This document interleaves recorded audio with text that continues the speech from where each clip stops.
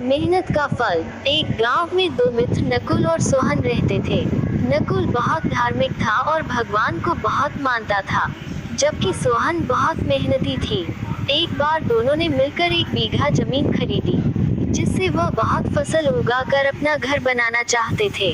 सोहन तो खेत में बहुत मेहनत करता, लेकिन नकुल कुछ काम नहीं करता, बल्कि मंदिर में जाकर भगवान से अच्छी फसल के लिए प्रार्थना करता। इसी तरह समय बीतता गया। कुछ समय बाद खेत की फसल पककर तैयार हो गई, जिसको दोनों ने बाजार ले जाकर बेच दिया और उनको अच्छा पैसा मिला। घर आकर सोहन ने नकुल को कहा कि इस धन का ज्यादा हिस्सा मुझे मिलेगा, क्योंकि मैंने खेत में ज्यादा मेहनत की है। यह बात सुनकर नकुल बोला, नहीं, धन का तुमसे ज्यादा हिस्सा मुझे मिलना चाहिए, क्योंकि मैंने भगवान से इसकी प्रार्थना की, तभी हमको अच्छी फसल हुई। भगवान के बिना कुछ संभव नहीं है। धन के बंटवारे को लेकर दोनों गांव के मुखिया के पास पहुंचे। मुखिया ने दोनों की सारी बात सुनकर उन दोनों को एक बोरा चावल का दिया, जिसमें कंकड़ मिले हुए थे। मुखिया ने कहा कि कल सुबह तुम दोनों को इसमें से चावल और कंकड़ अलग करके लाने हैं, तब मैं निर्णय करूंगा कि इस धन का ज्यादा हिस्सा किसको मिलना चाहिए।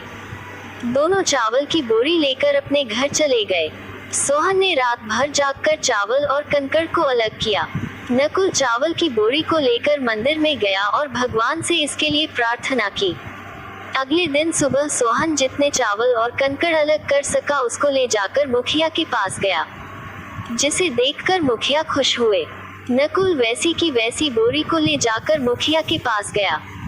मुखिया ने नकुल को कहा कि दिखाओ तुमने कितने चावल साफ किए हैं। नकुल ने कहा कि मुझे भगवान पर पूरा भरोसा है, चावल साफ हो गए होंगे। जब बोरी को खोला गया तो चावल और कंकड़ वैसे के वैसे ही थे। जमींदार ने नकुल को कहा कि भगवान भी तभी सहायता करते हैं जब तुम मेहनत करते हो। इसके बाद नकुल भी सोहन की तरह खेत में मेहनत करने लगा और अब की बार उनकी फसल पहले से भी अच्छी हुई।